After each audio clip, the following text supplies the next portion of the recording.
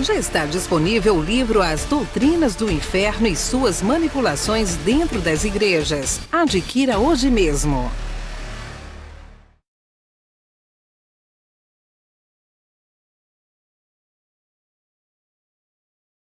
Olá, abençoados! Graça e paz, sejam todos bem-vindos ao canal da Graça Pura. Eu me chamo André Pimentel, estou às suas ordens. Bem-vindos ao canal, esse canal aí que se propõe, a nossa proposta é divulgar o Evangelho da graça de Cristo Jesus, meu querido irmão.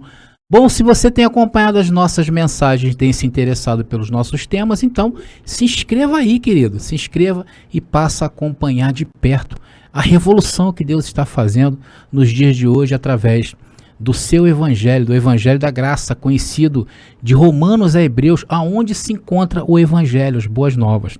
Toque o sininho aí para que o YouTube te avise quando nós estivermos prontos com a mensagem no ar, igual a esta que nós estamos vendo. Já deixa o seu like, porque sabe que vem coisas boas, e se possível, comente, porque isso é muito bom para o canal e para essa plataforma apresentar esse canal para outras pessoas. Bom, queridos, uma das coisas que me deixa mais feliz em graça é que as mensagens que nós falamos, que nós trazemos, elas são desafiadoras. E isso faz com que cada mensagem se torne o quê? Um estímulo para se buscar entender por completo as próprias mensagens. Por isso que quem não foi chamado para entender, quem não entende as mensagens que falamos, não vai entender. E por não entenderem esses abençoados, muitos deles ficam nervosos. Vocês veem isso nos comentários aí embaixo. A gente vê a manifestação de um espírito contrário àquilo que falamos. Daí muitos chegam ao ponto de nos agredirem em palavras. E quando não são deselegantes conosco. Mas a estes que são deselegantes, nos dá também o direito também de tratá-los com deselegância. Por isso que vocês vão ver comentários meus aí, principalmente aí nos comentários, pessoas que a gente identifica que não está com o espírito de aprender. Agora, já vejo outros abençoados que entram com espírito, né? Eles se manifestam sim, com o intuito de tirar dúvidas e são geralmente muito respeitosos em seus comentários. A esses eu respondo também de forma elegante e, claro, respeitosamente. Bom, as mensagens deste canal têm esse intuito de nos inquietar, de nos tirar de uma zona de conforto. Daí muitos abençoados se põem a estudar as mensagens, que isso faz muito bem, né? E isso mostra uma classe de espírito muito elevada que vocês têm, abençoado. Muito bem, porque é isso, temos que analisar tudo aquilo que nós falamos. Nós temos que colocar à prova. E vamos lá, né, conferir as coisas espirituais com espirituais. Então, porque isso, na verdade, ninguém que está em graça hoje, né, engole fácil as coisas que nós falamos, tem que ter provas. Porque isso, antes, né, quando estávamos no sistema religioso, nós fazíamos sempre, aí o pastor falava assim, olha, abram a boca aí para me derramar o que eu quiser. E aí o que a gente fazia? A gente abria a boca para o pastor, né, e falava, pastor, joga o que você quiser aí dentro. E hoje, abençoado, não é mais assim. Hoje, na realidade, nós somos bacharéis do Espírito Santo de Deus, ok? E hoje nessa mensagem vamos defender os textos bíblicos como são e desfazer de alguns sofismas que muita gente pensa acerca desse texto aqui que eu vou ler para vocês agora, ok? Eu vou ler em 3 versões o texto de Mateus capítulo 25, versículo 25, Mateus capítulo 25, versículo 41. Vamos ver primeiro na versão da Bíblia de Jerusalém. E diz assim: ele se voltará em seguida para os da sua esquerda. Ele dirá: retirai-vos de mim, malditos, ide para o fogo eterno, destinado ao demônio e aos seus anjos. Agora vamos ver na versão João Ferreira de Almeida, a versão Almeida, corrigida e fiel. Vamos lá.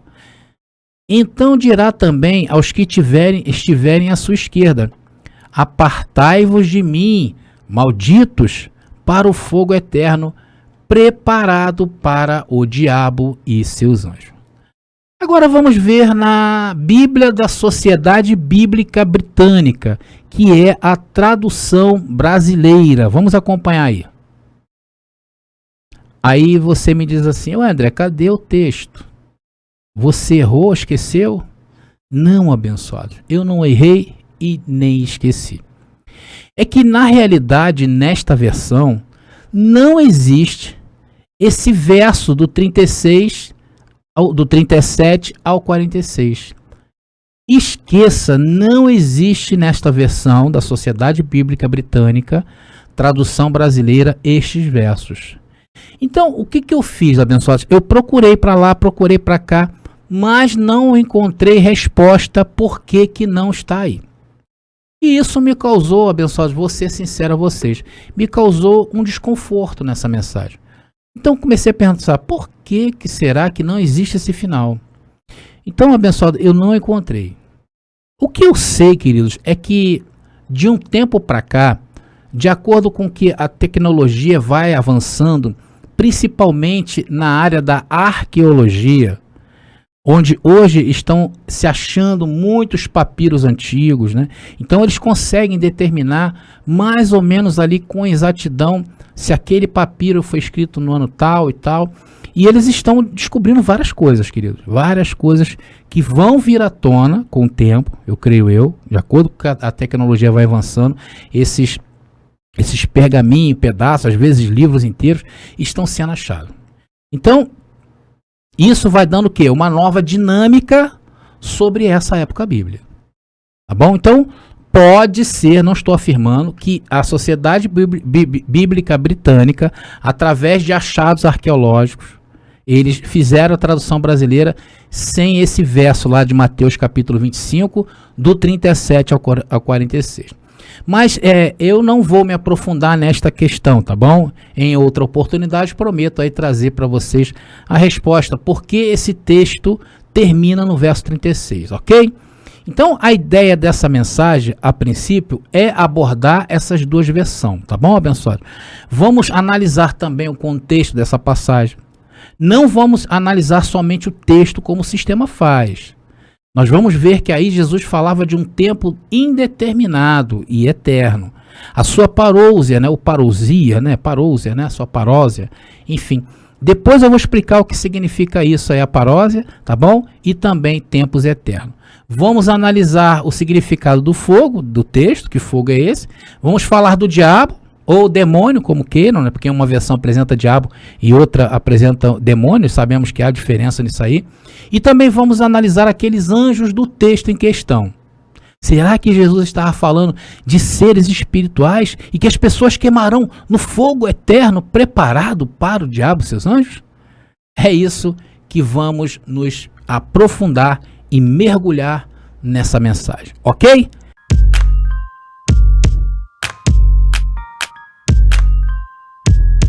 Então, nessa primeira parte, vamos falar sobre a parousia, né? A parousia. Porque esse é o contexto lá de Mateus capítulo 25, versículo 41. Aí você me pergunta assim, André, o que é isso? Abençoado, a parousia significa um período da presença de Jesus como rei do reino de Deus antes da grande tribulação. E aí alguns acreditam que é antes da grande tribulação e outros acreditam que é depois da grande tribulação, tá? São vertentes da parousia, tá? Existe também a parousia que o sistema crê que é futurista, tá? Que acredita que as coisas do final dos tempos irão acontecer ainda, e existe, segundo o que eles falam, né? Nós cremos, em graça nós cremos na escatologia consumada, ou seja, eles colocam um nome, eu não gosto muito de adjetivar essas coisas, tá? Mas eles chamam de preterista. E dentro dessas ramificações, tanto o futurismo como o preterismo, existem as suas subdivisões, tá bom, querido? Como o intuito é esclarecer os abençoados para que possa argumentar da maneira certa e coerente, eu apresentei desta maneira. Então, a parousia, a nossa, tá? Aquela que está consumada, fala sobre os acontecimentos futuros a Jesus, porém, o futuro era no ano 70. Então, tudo o que Jesus falou enquanto esteve vivo, falou para um determinado tempo. E esse tempo que Jesus falou, ele se referia a uma geração. Vamos ver, abençoado, o texto que nos dá base para que nós pensemos assim. Mateus capítulo 24, versículo 34, dentro do contexto aí desse texto. Vamos lá. E diz: em verdade vos declaro, não passará esta geração antes que tudo isso aconteça. Que tudo isso é, o que é tudo isso do texto, André? Tudo que Jesus se referia às coisas referentes ao fim dos tempos. Então veja, antes que tudo isso aconteça, Jesus falou o quê? Para aquela geração. Agora, nessa versão que eu li, que é da Bíblia de Jerusalém, tem também uma nota de rodapé, que também dá uma outra forma de se traduzir essa passagem. Vamos ver. Em Mateus capítulo 24, versículo 34 ainda, e diz: em verdade vos declaro, não passará esta geração antes que tudo isso venha. Vocês estão entendendo, amados? Então veja bem. Então, segundo esse verso, o castigo eterno e também a salvação eterna era para aquela geração e não nos dias de hoje, porque já passaram várias e várias gerações. Aqui estava apontando para aquele povo, para os judeus. Abençoado, o que Jesus falava aqui, o contexto era um contexto judaico para os judeus. E não aponta em nenhum momento para os gentios. Ou seja, isso aqui é para o povo de Israel.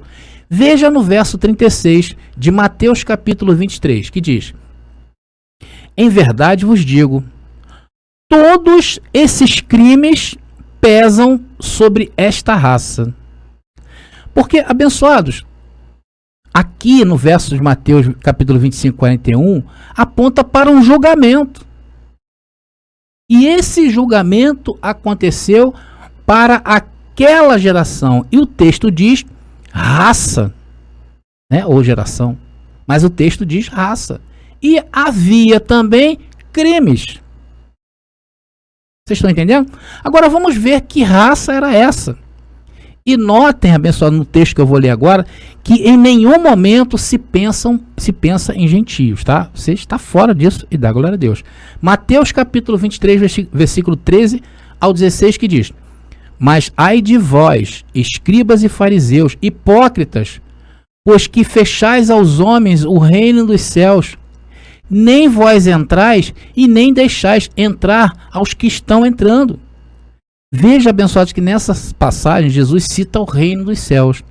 E isso, abençoado, não se refere, é claro que outras versões falam reino de Deus, tá bom? Mas isso não se refere ao paraíso, tá bom? Isso se refere à vida aqui nessa terra, o reino de Deus. E ele está estabelecido nos dias de hoje em nossa mente. Mas os líderes religiosos daquela época era um entrave para que o povo, o judeu, o povo de Israel, pudessem entender a essência de Deus.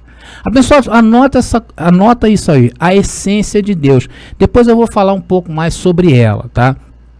E existe também a essência de Deus na lei e a essência de Deus na graça. Nós vamos abordar só um pequeno trecho disso que Deus está me revelando, tá bom? Continuando o verso. Ai de vós, escribas, olha para quem estava sendo escrito, escribas e fariseus, hipócritas, pois que devorais as casas das viúvas, sob pretexto de prolongadas orações. Por isso sofrereis o mais rigoroso juízo. Olha aí. Ai de vós, escribas e fariseus hipócritas, porque percorreis o mar e a terra para fazer um prosélito atrás dos gentios, e depois de o terdes feito, o fazeis filho do inferno, 2 vezes mais do que vós. Olha que discurso tremendo, né? Ai de vós, condutores cegos, pois que dizeis, qualquer que jurar pelo templo, isso nada é, mas o que jurar pelo ouro do templo, esse é devedor. Então veja, abençoados, se nós fôssemos esmiuçar aqui, nós veríamos vários crimes sendo cometidos segundo a lei.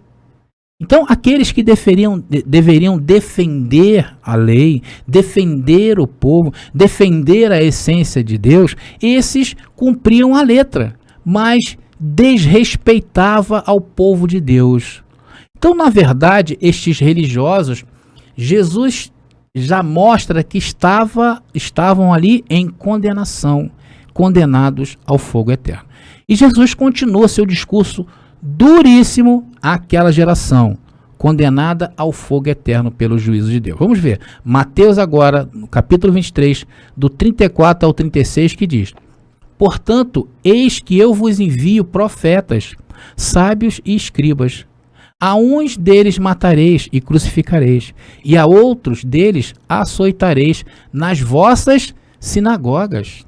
Abençoado, havia crimes sendo cometidos dentro das igrejas.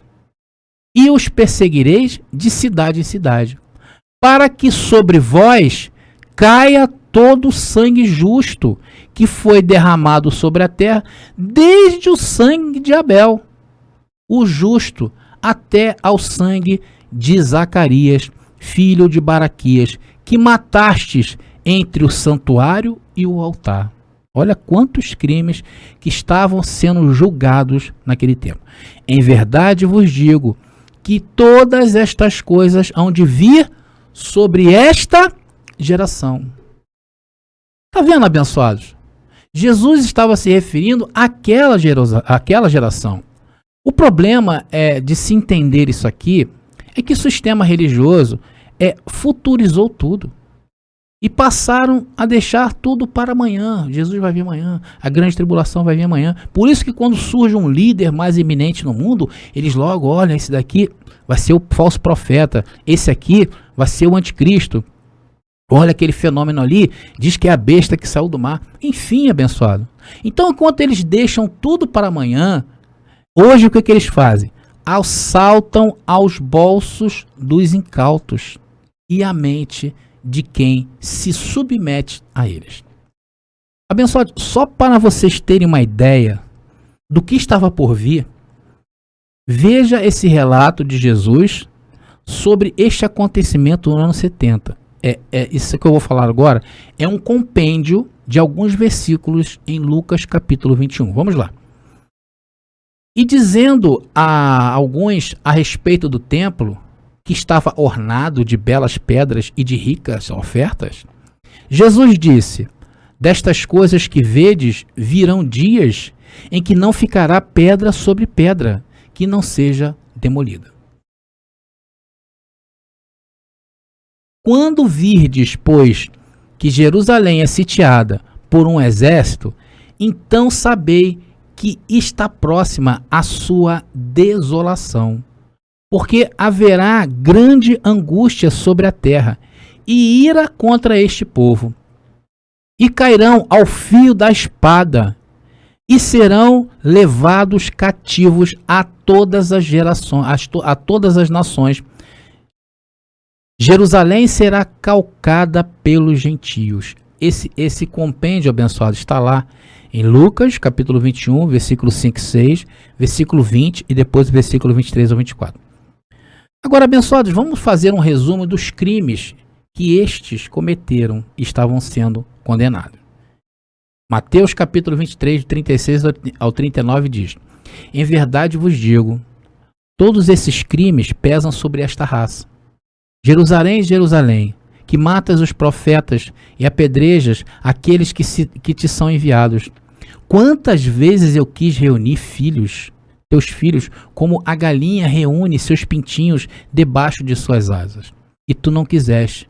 Pois bem, a vossa casa vos é deixada deserta, porque eu vos digo, já não me vereis de hoje em diante, até que digais, bendito seja aquele que vem em nome do Senhor. Então, queridos, logo esse texto, esses textos que eu li, é o contexto daquele verso que vamos analisar mais para frente, em Mateus capítulo 25, versículo 41. Como a parousia, não é o tema dessa mensagem, eu estou aprontando umas mensagens aqui que vamos abordar também esse tema de forma mais profunda. Ok, abençoados? Bom, então vimos até aqui o contexto de Mateus capítulo 25, Agora vamos ver o segmento em si do capítulo 25. Vamos analisar o capítulo 25. Vimos o resumo, Trouxemos um resumo que fala sobre o sermão da montanha, a grande tribulação, o começo das dores. Trouxemos aqui para vocês o contexto. Agora vamos analisar somente o capítulo 25. E já nos primeiros versos do capítulo 25, Jesus fala da parábola das 10 virgens. Está lá, a partir do verso 1. Aí fala o quê? Do povo de Israel, que iria vivenciar aquela experiência terrível que aconteceria nos tempos eternos, ou seja, no ano 70. Ali fala das 5 virgens prudentes e 5 virgens não prudentes. Não vou entrar no contexto dessa parábola, porque o foco é outro, mas aqui entendemos claramente que Jesus se referia ao povo sofrido como as 5 virgens prudentes. E as imprudentes eram os líderes da religião, os príncipes do judaísmo, e muitas vezes a Bíblia os chamam de anjos. Anote isso, é muito importante para você saber. Em alguns textos, a Bíblia apresenta os principais, os líderes, como anjos, tá bom? E lembre-se, abençoado, que aqui também se trata o quê? De uma parábola, uma história muito contada naqueles dias pelos judeus, e também de linguagem de figura, tá bom? Então, aqui a verdade é que não existiu 10 virgens, 5 prudentes e 5 imprudentes. Por favor, não pensem assim.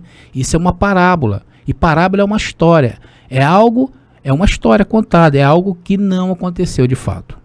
Tá bom?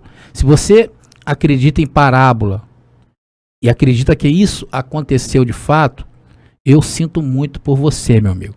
Porque muitos acreditam que a história do rico e do Lázaro foi real. E aconteceu de fato. E a realidade é que aquilo ali é uma parábola. Depois do verso 14 ao verso 30, estamos dando entendimento a Mateus capítulo 25, Jesus começa a contar a parábola dos talentos. Vocês conhecem essa história, né? É um senhor de posses, né, que entregou a seus servos ou seus trabalhadores uns talentos. André, o que é talento? Talento é uma moeda muito valiosa naquele tempo, ou naqueles dias de Jesus de Nazaré. Então, os que receberam mais foram lá e conquistaram mais talentos. E o que tinha uma somente, talvez por medo de perder aquela que tinha e depois ser cobrado pelo seu senhor, o que ele faz? Enterra o dinheiro para não perder. Então, esse senhor, em um dado momento, ele pede de volta o dinheiro. Então, aquele que não deu lucro para o seu senhor, este foi condenado. Vamos lá, Mateus capítulo 25, versículo 28. Lembre-se que isso é uma parábola. Tirai-lhe, pois, o talento e dai-o ao que tem os 10 talentos. Então esse homem mandou tirar daquele que só tinha uma, que por medo escondeu, e ele mandou dar àquele que tinha 10 talentos. Porque esse senhor sabia que aqui, na mão daquele que tinha 10 talentos, essas moedas iriam se produzir muito mais. Iria ser multiplicado. E no verso 30, não satisfeito esse senhor, resolve jogá-lo no inferno. É isso mesmo, querido. Que senhor tremendo. E o sistema fala que era Deus, né? Vamos depois trazer o entendimento disso. Talvez não nessa mensagem. Versículo 30 de Mateus 25, que diz: E a esse servo inútil, jogai-o nas trevas exteriores. Ali haverá choro e ranger de dentes. Essa parábola, amados, na realidade tem um outro sentido, né? Eu pretendo não explorar aqui, porque senão essa mensagem vai ter 10 partes. O que eu quero ressaltar é que Mateus capítulo 25, versículo 41, tem um contexto e que já vimos quem eram a quem estava sendo acusado e quem estava sendo absolvido nesse tribunal, nesse juízo. Então se referia aos religiosos dessa época, os condenados. E eles estavam próximos de enfrentar a ira de Deus, o fogo eterno. Aqui nestas parábolas, o sistema religioso tiram doutrinas absurdas, abençoados. Aqui se ensina, por exemplo, que a parábola fala de dons. Abençoado, e já logo digo de cara que não tem nada a ver com isso. Mas como eu falei, isso é um papo para uma outra história. A realidade é que não fala que Deus deu talento a um, e esse um com medo escondeu ali o talento, e depois passou e deu, quando descobriu que só tinha um, deu aquele que tinha 10, porque sabia que ele ia granjear mais ainda. Aqui eu vejo um homem totalmente mais voltado para o lucro do que da própria essência das coisas. Então, a partir de agora, vamos analisar, no verso 31, Jesus vai começar a usar uma figura de linguagem para mostrar umas verdades verdadeiras. e para aquele povo abençoado. Lembre-se do contexto, isso é muito importante. É por isso que quando os abençoados perguntam para vocês acerca dos 4 livros históricos, Mateus, Marcos, João e Lucas, nós temos que entender que aquele contexto ali, aquilo que Jesus falou, principalmente das coisas para o futuro, tá? Era para aquele povo. E nós não temos nada a ver com isto. Nós nascemos agora, depois que aconteceu todas essas coisas. Tá bom, abençoado? Então, do verso 30 para o verso 31, Jesus muda radicalmente o seu discurso. Vamos ver, abençoado? Vamos lá, Mateus capítulo 25, 30 e 31. Vamos ver essa mudança. E a esse servo inútil, jogai-o nas trevas exteriores. Ali haverá choro e ranger de dentes. Versículo 31. Quando o Filho do Homem voltar na sua glória, e todos os anjos com ele, se sentará no seu trono glorioso. Veja que mudança, né? Uma mudança muito radical. Por que eu estou mostrando essa mudança? Para que vocês fiquem atentos, porque é muito difícil de entender estes versos. Na nossa mente parece que a Bíblia é toda certinha, não é verdade? Ou seja, toda em ordem cronológica. Não é. Quem pensa que a Bíblia está em ordem cronológica, esqueça disso. Abençoado, sem contar que a disposição que os livros aparecem na Bíblia, como ela é apresentada dentro do sistema religioso, só dificulta o entendimento. Porque você vê que os 4 livros, os 5 primeiros livros que eles falam que são do Novo Testamento, juntamente com as cartas universais dos discípulos de Jesus de Nazaré e o Apocalipse, eles dizem que é Novo Testamento. E não é. Novo Testamento é Romanos e Hebreus. Tá bom? Então, quando a gente tem esse entendimento, a gente pode pegar a Bíblia deles e dissecar. Tá bom, abençoado? Eles colocaram as ordens para favorecer as doutrinas deles. Porque o livro é deles. A partir de agora, vamos continuar aqui. Jesus fala de um julgamento e vai separar os bodes. Os bodes à esquerda e à direita as ovelhas. Tá? Então, os que estão à direita, o Senhor vai dizer: vinde benditos do meu Pai. Vamos ao verso 34 de Mateus 25. Então o rei dirá aos que estão à direita: vinde benditos do meu Pai, tomai posse do reino que vos está preparado desde a criação do mundo. E depois Jesus nos mostra o que a ovelha fez para estar naquela condição. Isso é importante que eu vou falar. Veja, Mateus capítulo 25, agora 35 e 36 diz: porque tive fome e me deste de comer, tive sede e me deste de beber, era peregrino e me acolhestes, nu e me vestistes, enfermo e me visitastes, estava na prisão e viestes a mim. Está aí o que essas ovelhas fizeram dentro desse contexto e por que foram benditas, tá? O que isso aí, abençoado, diz para nós? São as obras. Obras que refletem corações cheios de amor e de complacência com o próximo. Estas coisas é justamente o contrário do que é praticado pelo sistema religioso. É ou não é?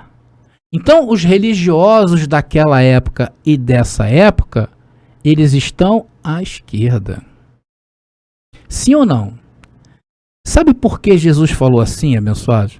Porque os sacerdotes, os principais, os príncipes, né, os escribas, fariseus, os homens importantes, os saduceus, cumpriam a letra, cumpriam ao mandamento, mas em relação ao amor ao próximo, caíam em condenação. E lembra quando eu falei para vocês sobre a essência de Deus na lei e também na graça? Essa essência, ela não está atrelada a pactos. A essência de Deus não está atrelada a pactos, tá bom? Abençoados, para que vocês entendam melhor um pouco sobre isso, vamos trazer aqui, eles lá cumpriam a lei melhor do que qualquer um dos pequeninos lá de Israel. Porém, no amor, isso lhes faltava. Então, queridos, se não tiver amor, nada vale.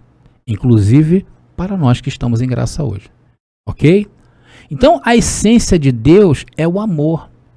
A essência de Deus está acima da lei que passou e da graça.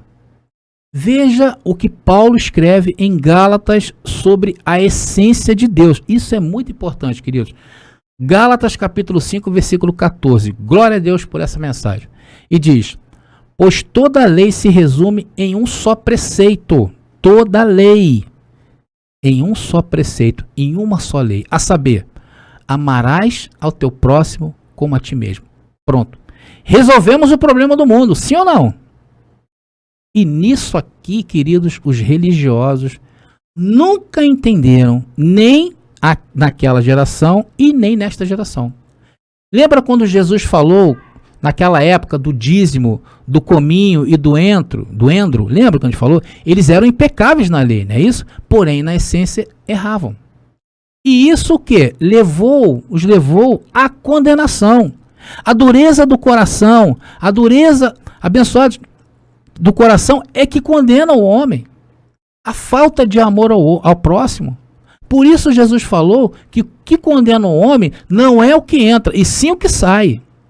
Agora vamos ver a aplicação da pena para aqueles que iriam passar por aquela situação do ano 70. Vamos lá.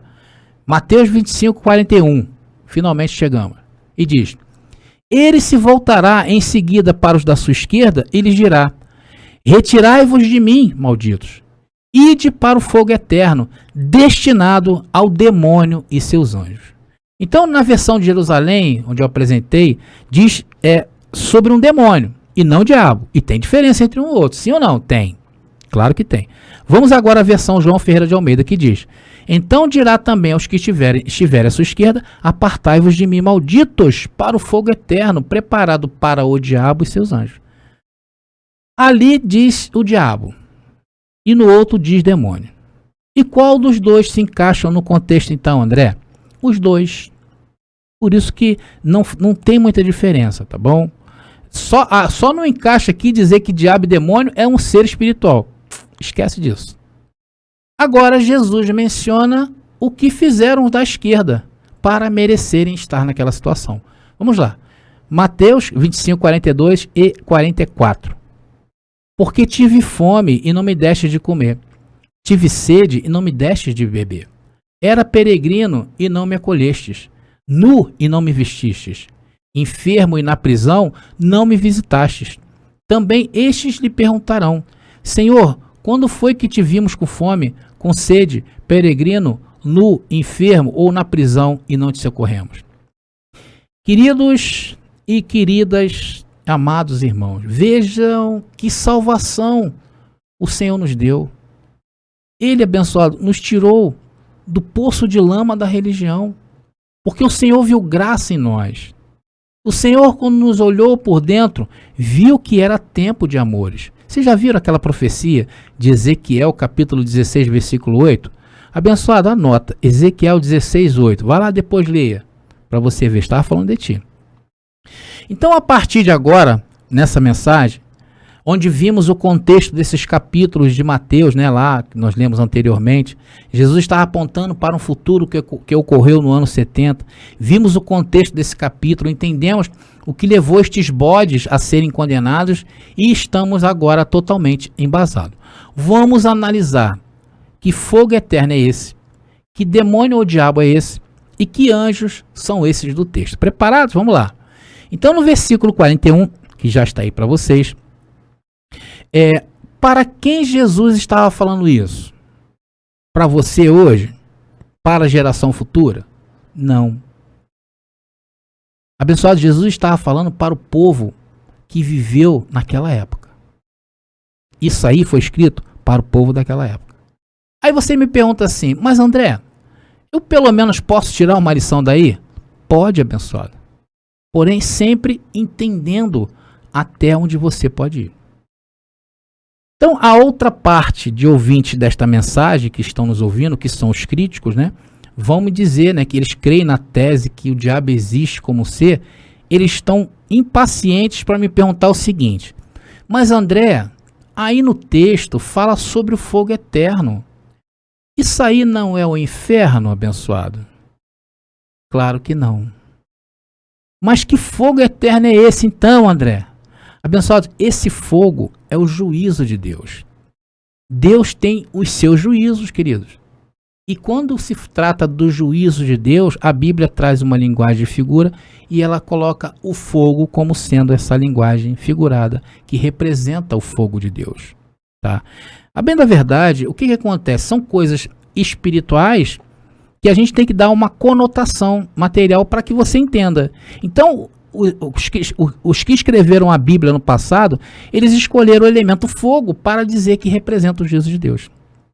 E esse fogo, dependendo do contexto em que ele está inserido, ele pode nos mostrar vários aspectos do juízo de Deus, como a ira, como castigo, como provação.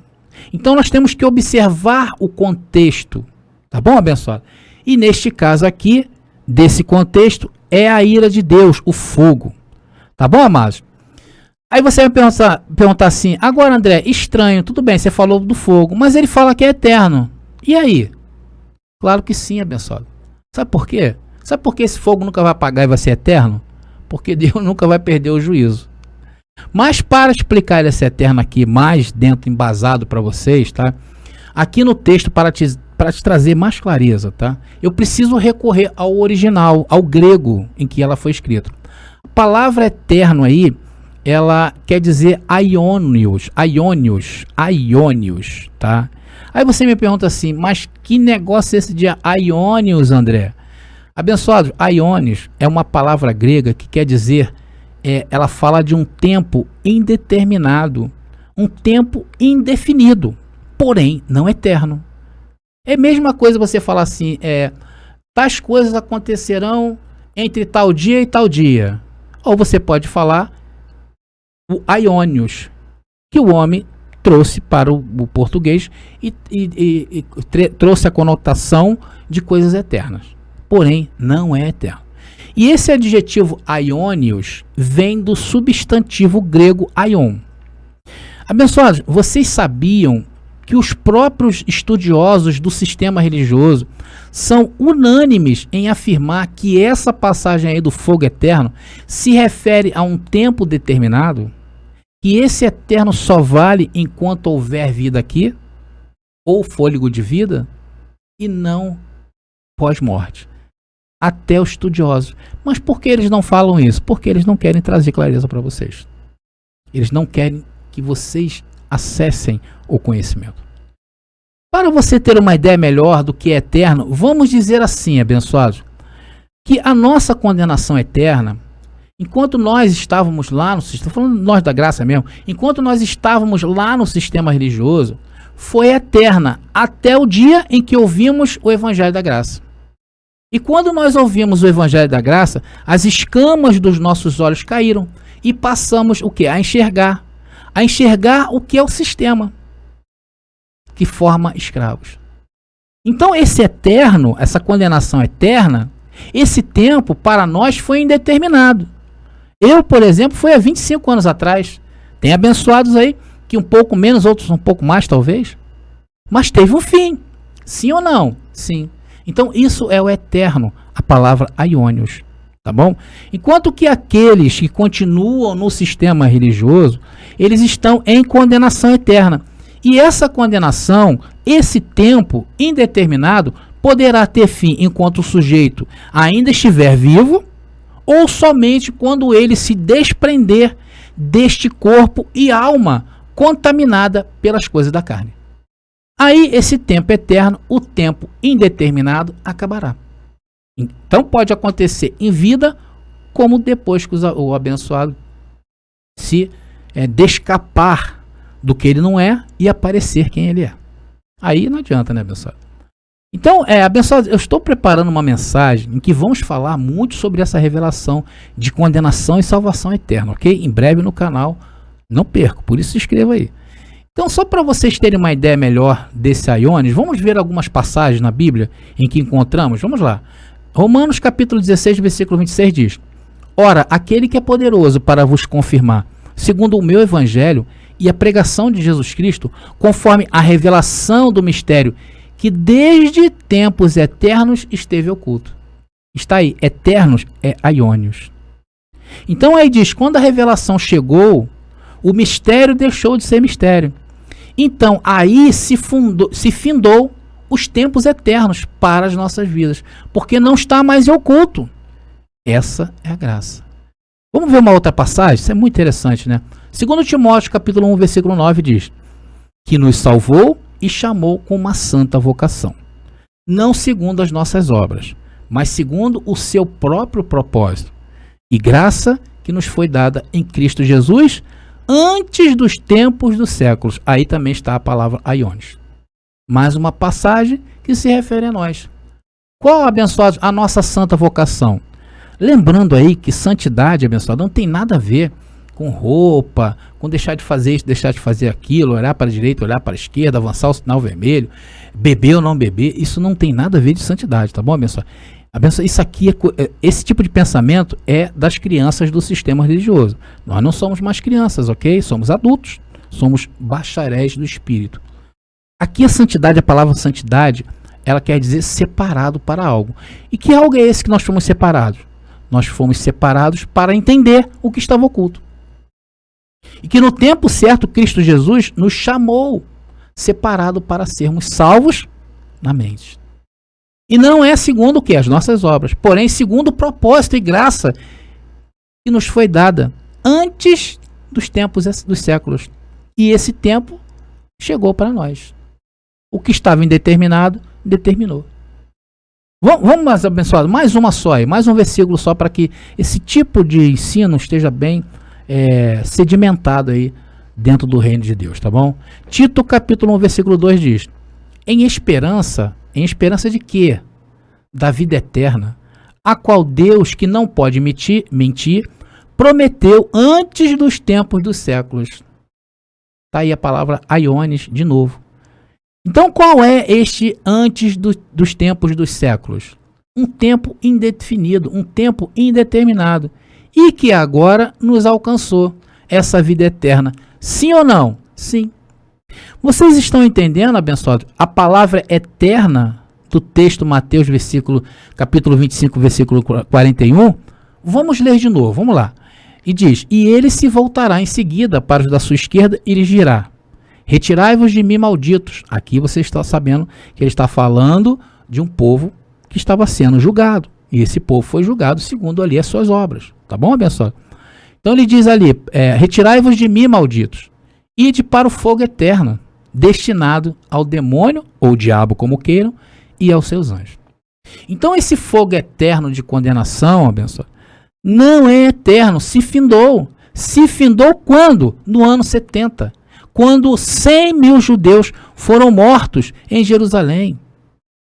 Abençoados, a volta de Jesus se deu com grande poder e glória, e julgou a todos, e iniciou a partir dali novos céus e nova terra. O que aconteceu ali? Jesus despedaçou a lei e tornou pública a vergonha dos líderes religiosos daquela época, que matavam o povo de Deus e os prejudicavam para que não pudessem herdar o reino. Eles se tornaram peça de empecilhos, principalmente quando se levantaram contra Jesus de Nazaré. Agora vamos, tá bem entendido, abençoados? Espero que vocês aí recebam, que a mente de vocês esteja ativada, para que vocês entendam essa revelação. Agora vamos analisar o demônio ou o diabo do texto. Pelo contexto que já lemos aí. Nós estamos falando nele, desse contexto a todo momento. O diabo ou o demônio do texto, nós temos aprendido aqui que a palavra diabo quer dizer o quê? Acusador, opositor, uma ideia contrária. Então naqueles dias, desculpe, quem era o acusador? Naqueles dias, quem era o acusador? Vamos ler Romanos capítulo 7, versículo 7, que mensagem maravilhosa. E diz: que diremos, pois, é a lei pecado? De modo nenhum. Mas eu não conheci o pecado senão pela lei. Então a lei apresentou para nós o pecado. Porque eu não conheceria a concupiscência se a lei não dissesse, se a lei não me apontasse, se a lei não me acusasse. Eu ficaria aqui escondidinho.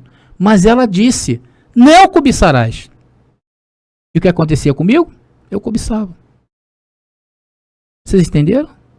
Então a lei era um entrave, porque dela ninguém escapava. Abençoado, estava ali acusando os homens dia e noite dos seus pecados. E o pecado era o que distanciava o homem de Deus naquela época. Naquela época. Porque hoje está resolvido esse problema. Versículo 8. Mas o pecado, tomando ocasião pelo mandamento, operou em mim toda a concupiscência. Não era mais só cobiçar. A lei dizia não matava, eu matava. A lei dizia não mentia, eu mentia. Ou seja, mas o pecado pela lei gerou em mim todo o erro e engano. Porquanto, sem a lei, estava morto o pecado. O que dava vida ao pecado? Era a lei. Olha aí. Então o problema não era o pecado. O pecado trouxe a má consciência. E gerou o quê? O cacodeimon. Já falei sobre isso. Na cabeça das pessoas. O que é o cacodeimon? É um espírito mau. É um gênio mau. É um pensamento mau. É ter baixa autoestima em relação às coisas. É um cacodeimon. É um demônio. E isso gerou na cabeça das pessoas. O que aqueles homens que viveram sob a lei tinham? Consciência de condenação. Abençoados, o problema era a lei de Moisés. Então a lei era o opositor nesta época, nesse caso aqui. Porque sem a lei, o que aconteceria? Segundo o texto, estaria morto a separação entre você e Deus. Não entre você, mas entre aquele povo. Porque já nós nascemos reconciliados. Tá bom? Então o diabo do texto de Mateus 25:41 é a lei de Moisés. E o demônio, como a outra versão fala, eu deixei, era a má consciência gerada pela lei de Moisés na cabeça dos judeus daquela época, que eram infernizados pelos principais líderes, príncipes e anjos dos sacerdotes dentro do judaísmo. Então a lei era o que precisava ser removido, era o diabo a ser removido.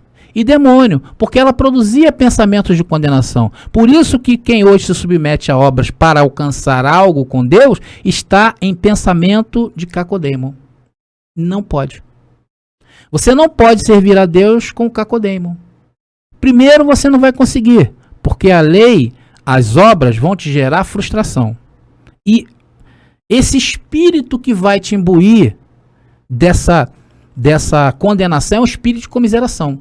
Era igual quando nós estávamos no sistema religioso e a gente, quando passava um dia inteiro sem olhar, por exemplo, para a esquerda e a direita, olhar para o alvo, né? Vamos dizer assim, ou então a gente passa um dia ali, atravessa a velhinha no sinal, não avança o sinal vermelho, né? A gente paga aqueles que estão devendo a gente não xinga um palavrão quando topa, né? O irmãozinho, quando o outro lá, quando oferece, aí vai uma bebida aí, não, não bebo, minha religião não deixa. Então a gente se olhava no espelho e a gente, hoje eu tô santo.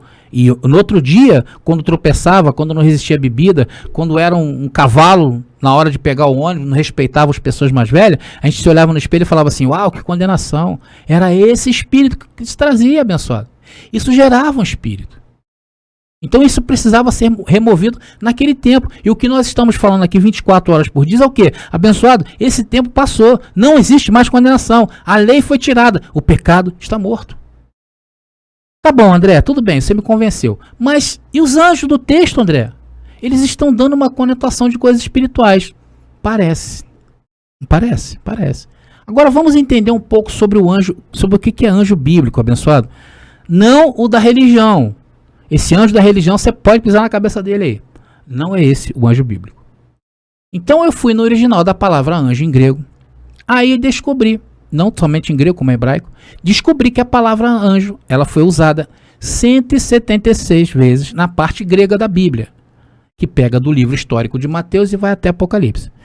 A palavra anjo significa um mensageiro, ou mesmo um delegado, alguém que foi delegado a alguma função. E estes podem ser humanos ou celestiais. E depende de quê? Do contexto. Depende do contexto ao qual o anjo está inserido. Então, todas as vezes que vocês analisarem a palavra anjo na palavra, veja se dá conotações a pessoas, a humanos, ou se dá conotação a espirituais, seres espirituais. E neste caso aqui, em Mateus 25, 41, os anjos aqui representam os sabotadores que enganavam o povo. E neste caso, eram os príncipes ou principais do judaísmo. Então, no verso 41, eu digo que fala de toda a classe sacerdotal. Por essa razão, esse costume de chamar o líder da igreja, o líder do sistema, como o anjo do Senhor, o anjo da igreja, vem de muitos anos atrás, há séculos, inclusive no judaísmo. Dá uma conotação de príncipes. Números capítulo 3, versículo 32. Depois vocês vão lá e vejam, que fala sobre os príncipes dos príncipes de Levi. Números capítulo 3, versículo 32. Então, abençoado, anjos, nesse contexto aí que estamos trazendo e batendo muito em cima, se refere à cúria, aos principais da religião daquela época, que entendia a essência da lei, porém esqueceram da essência de Deus e não cumpriram o básico e por isso foram condenados. E quando as pessoas tentavam entender o evangelho da circuncisão dada a Jesus de Nazaré para os judeus, eles se tornavam um entrave, tanto que ele mandou matar a todos, inclusive o primeiro foi Jesus e depois todos os seus discípulos. Sendo que a condenação, abençoados, para finalizar agora, aquelas condenações foram até suas mortes, não foram eternas.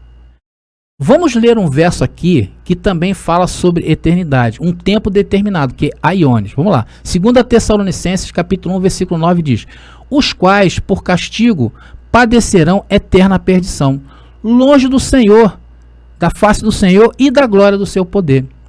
Esse tempo aí da eterna perdição é onde se encontram os abençoados que ainda não conseguiram enxergar essa luz.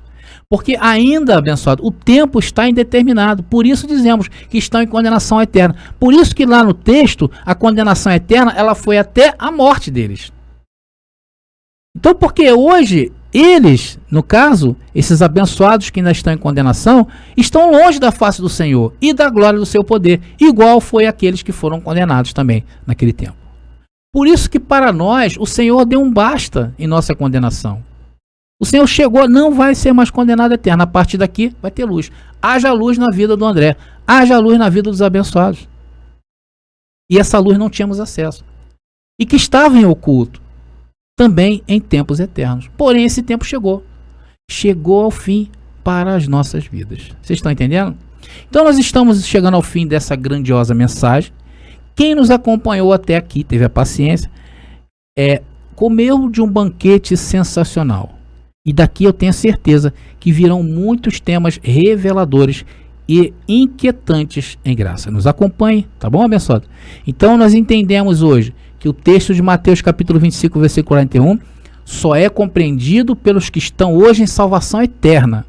Vimos o contexto das coisas que Jesus falava para o futuro, vimos o contexto, analisamos o texto, buscamos explicações no grego e vimos que a Bíblia trata de muitas figuras de linguagem, como fogo, eternidade, anjos, tá bom?